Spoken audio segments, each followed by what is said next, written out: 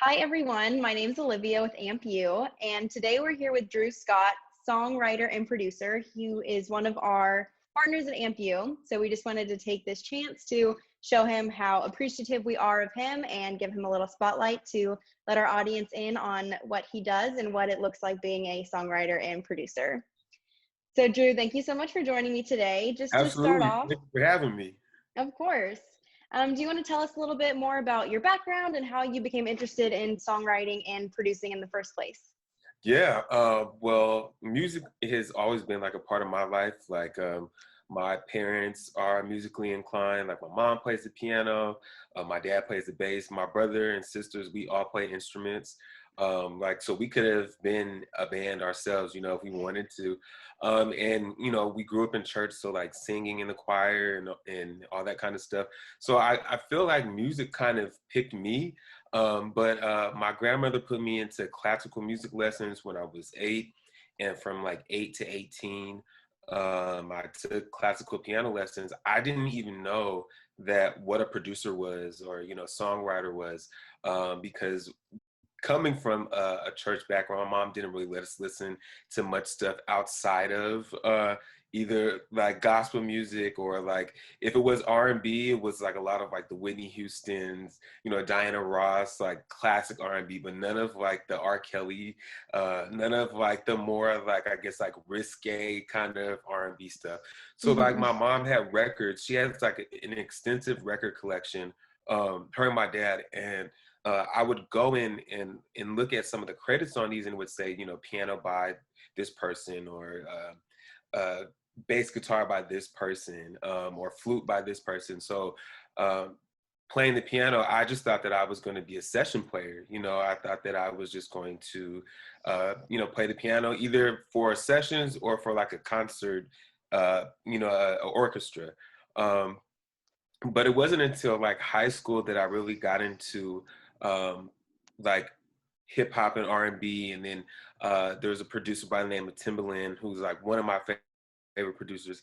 And I discovered like what a beat maker or a producer was. And I was like, wow, like people are like actually like creating tracks. And from there, I used some of the money that I had playing in church and being paid to play in church. I used that to buy like my first like keyboard. And then I always was writing. I loved English and language arts. Like those were always like one of my favorite classes. So like poetry and all that kind of stuff was always, I was always writing, and always doing creative writing and all that kind of stuff. So it just kind of, it was one passion met the other passion, and kind of, took it off from there. And that's how I became like a songwriter and producer. But I moved to LA. I'm from Sacramento, but I moved to LA because I knew that I was coming out here during the summer because I had an aunt that lived out here. So I knew that there were like more opportunities just in like the entertainment realm, the music realm, Mhm. than Sacramento. So I moved to LA and just started my music journey here. The rest is history. So maybe for our audience who, like you, didn't even know what songwriting and producing was, what does your role look like when you're working with artists? Wow. Well, it depends. Sometimes I'm brought in as a producer. So sometimes I'm brought in to like create the track, create the beat. And then other times, like I'm brought in to be a songwriter, with the lyrics and stuff, and vocal producing. Or sometimes I'm called in to do both. I feel really blessed that, like when I first came to LA, I remember sitting down with one of the BMI heads at in LA, and she asked me what did I want to do more, like be a producer or a songwriter. And I'm like, well, for me, they kind of go hand in hand. Like I can't really imagine one without the other in my life. But so I have that talent and that ability. So a lot of times, I'll come in with artists, and even like from an artistic background, because I sing as well and am an artist as well. I just when I was pursuing like being an artist and actually like auditioning for like record labels and sending in demos and stuff, the music that got me in the door wasn't usually what they wanted to hear. It was weird because it was like they loved this creative stuff that I was doing, but then they would put me in a room with other producers and writers that were like, well, we think that you should do this, or we think you should sing that. You know what I mean?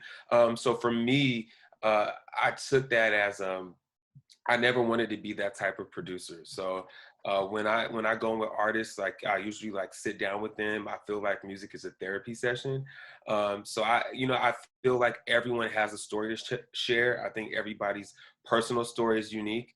So I just try to find a way to blend their personal story with kind of just fine tailor it.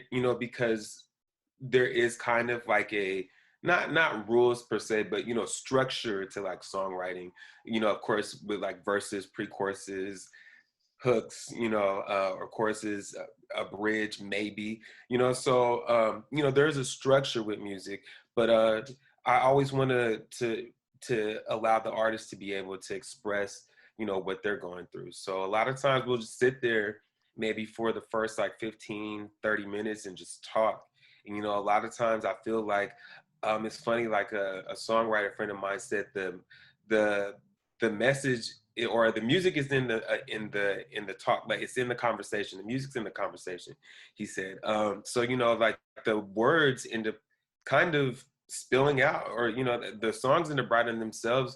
I found when I just started just talking, and just talking to the artists about their day or what they ate, or if they're in a relationship, or if they're not in a relationship, what happened, if it was their fault or if it was the other person's fault. That's how it typically starts. And then from there, we kind of, I'm sitting there either with a notepad or like my keyboard typing. And I'm like, go ahead, keep talking. Like I'm typing while you're talking. And from there, like we look back at it and I'm like, well, from what you're saying, from what you told me just now, this is kind of what I'm hearing. This is the idea I feel like you're trying to, convey. And usually like those are kind of the best songs. Yeah. And so it's interesting that you're an artist yourself. Does, the role change when you're working on something for yourself or someone else? Is it harder to write songs for yourself? Sort of what's the comparison there? You know what? I'm one of those people. I'm not really attached to like I've been in sessions with other songwriters like where it's like this was my song, but we're gonna give it to this artist. I'm not really attached to the songs like that. Because my mind is always going. Like there's always creativity and there's always new ideas coming. I feel like with my sound, it's very much kind of a blend. Well, I feel like it's my personal, story. Like we all do music, but we all have different reasons why we're even doing this. You know what I mean? Like, so for me, I think my personal life and, traveling, I love to travel, and experiencing different cultures. Like, I love to listen to like the music scene, like when I go to like different places, whether it's regional or if it's internationally, but I love to go to the local club scene and just see how the people are vibing and what they're listening to and how they're moving to the music and like what music they're not responding to, and kind of take that and kind of bring it back with me, as kind of like a souvenir. I bring it back with me and kind of blend what I'm doing and in my vocal. I mean, I grew up in church and stuff, so like you're always going to get like the R&B and soul from me vocally, but um like on my own stuff, like there's a lot of like there's pop influence stuff, there's reggae influence stuff, there's bachata like influence stuff. So it's all coming like a culmination of just like my personal journey. So I think that's different than I think that's why I'm able to separate like my own artistic music from working with other people. Hmm. And then speaking of your creative process, has quarantine and everything that's going on, sort of dulled your creativity or inspired you, sparked you, and how have you adapted to the change of what we're dealing with now? Um, For me, on my own stuff, I kind of just wanted to, like, at first I was like, I had a project that I've been working on and wanted to put out, but then I just felt like just the timing of everything and what was going on, I just didn't feel like it was the right time to share that. I'm in the process now of finishing up that, but like with other artists, I've all like, with AMP, like there's always been, we've always done like, we'll either do an in-person session or I've done like plenty of like Zoom, kind of sessions. So like when everything was kind of in lockdown, I'm like, well, this is kind of the same, Yeah. same thing. I work with a lot of international artists. So if I'm not able to be there physically, like we've done, writing sessions on WhatsApp or Skype or Google Hangout, so like when this happened, it was kind of like, oh, okay. As far as like in the studio, like here, I have a studio in LA. It was kind of slow, like when it first started, just because everybody was kind of wondering like what's going to happen, from all of this. But it started to pick up, and then of course we started just to follow like the guidelines, not having more than 4 people in there. I've always kind of been that person too. Just I don't really like a lot of people in the room that aren't part of the creative process, just because you don't do that at work. Like you don't bring like your friends, like if you're working at Target, like your friends can't just come up there and hang out with you all day, and eat up everything and try everything on. You know what I mean? Just like I treat it like my workspace as well. So it's picking back up, now that we're in 2021, I'm already looking forward to next year, because like what the hell has happened like in the last 7 days. But but it's art, we're starting to get back in the studio and work and continue to clean and disinfect stuff and continue to wash our hands and just kind of follow those guidelines. And Yeah. no one has gotten sick thus far. Knock on wood. Right, exactly. So, one of the highly successful groups that you work with is the K-pop group Red Velvet.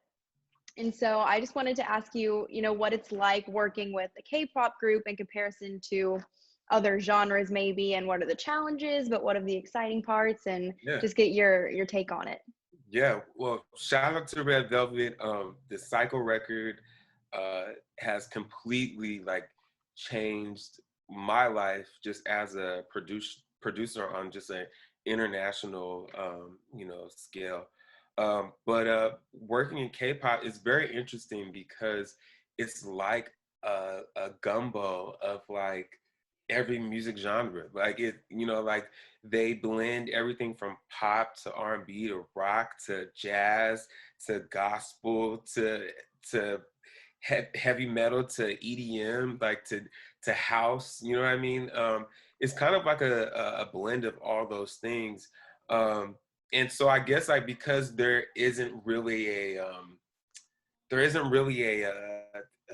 ceiling, like as far as like where they can go.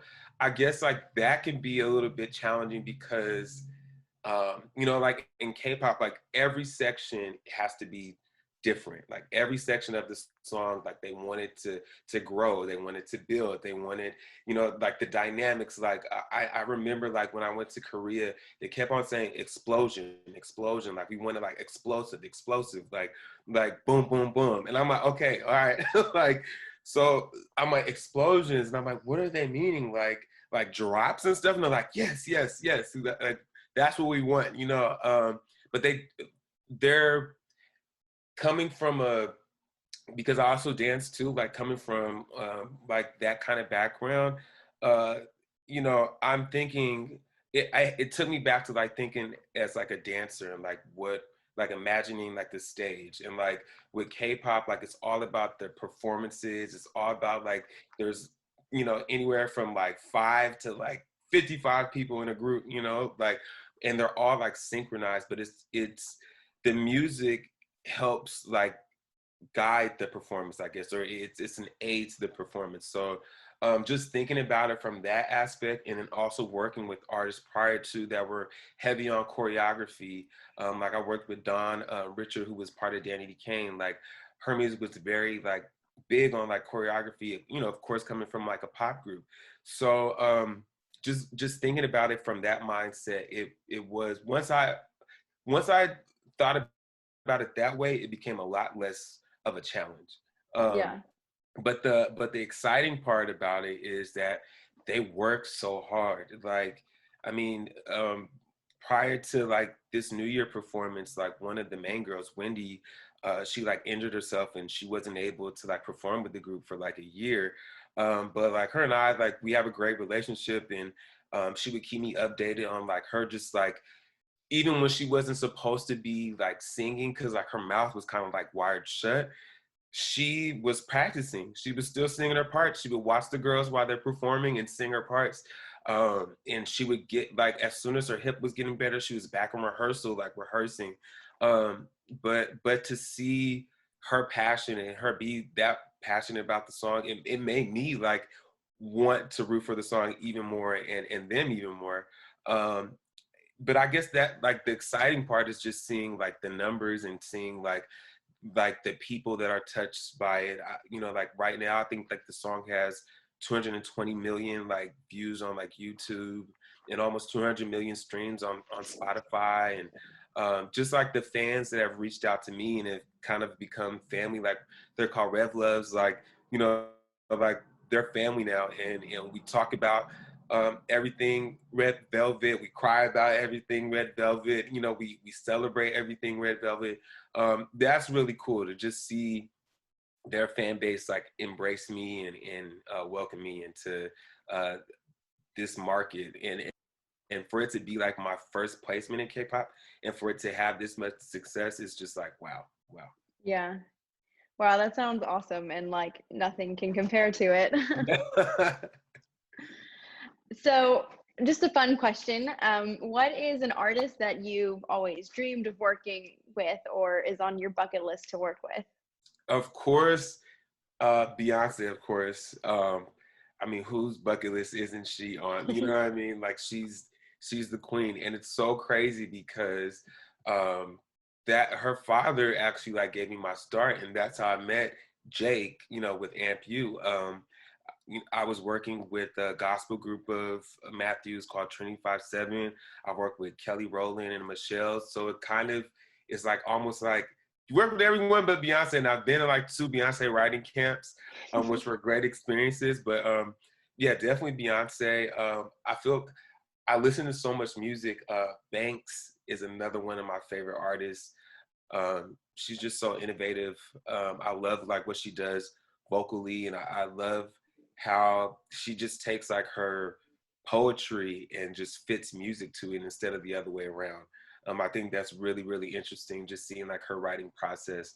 Um, Another artist on my, there's so many. I'm even loving like what the women are doing like in rap right now, like Cardi B and Mulatto and Meg Thee Stallion. I started off as a hip hop producer. Believe it or not, like I had a production partner like when we were in high school and stuff. So I'm getting back like this year, like I'm really, really wanting to get back into like my hip hop and rap roots. Hmm. But I mean, my Spotify playlist, it's like it's all over the place. Like seriously, like another one, like Kygo. I love Kygo. Like Matoma. Like I love like those like EDM producers as well. Um, I mean, we would be on here all day. Who else? Lucky Day, Kiana Lede, The Weeknd, Drake, Justin Bieber. You know, I'm saying like we can go all day. Like I love these artists. Very cool. And so you sort of just touched on it, but to close us out for the night, what is next for you in your career that you're excited about or something that you're working on? Um, I'm excited about my own project and finishing that up and putting that out. Um, and also, you know, just being an independent artist, it's a lot more expensive and a lot more tasking than you know, saying having a major like label behind you. But of course, I think the beauty in that, and we're seeing it now, a lot more artists are claiming back their independency. I think that it's just that much more rewarding, like when you can do it on your own. And of course, that takes time, it takes money, but thankfully, like, like with this Red Velvet stuff, like the money in that can go back into like, fueling my own like artistic passion. So I'm excited about that, excited about shooting visuals. Met with a great team, a videographer who's like really young, like 23, like in LA, who is really getting like the vision of what I want to do. So that's exciting. Of course, more work with like Red Velvet, and with that record, it's really opened me up into like the K-pop market. So I really want to work with more, K-pop artists. I was just in Miami, like doing some stuff, some really cool stuff with some Latin artists. So just on an international scale, just like kind of taking that and raising that and getting really more into that. And then as well as one of my goals this year, of course, is to work with Beyonce. I every year as the new year turns, like I always write down like 12 affirmations, like one for every month. And that's definitely one of them on there that I said I will work with Beyonce in 2021. And then just good health, good overall health and mental health. I think that's very important, especially like with everything that we're seeing going on. Like this country, I think as much as they want to tell us that we're divided, I think that we're more united than they actually show. And I think that, we are in this together. There are things that we have to address. It's not perfect, but we're getting there, and I think that a lot of the ugliness that is being shown right now has to happen for us to get to that beautiful side. So, I think that we all need to just, it's not only physically, but like mentally healthy.